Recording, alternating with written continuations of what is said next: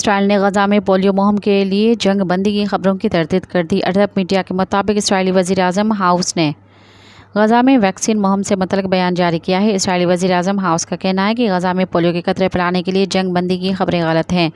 اسرائیلی وزیر اعظم ہاؤس نے کہا کہ اسرائیل صرف ویکسینیٹرز کے گزرنے کے لیے ایک انسانی راہداری کی اجازت دے گا۔ ایسے علاقوں کی نشاندہی کی جائے گی جو چند گھنٹوں تک ویکسین کے لیے محفوظ ہوں گے۔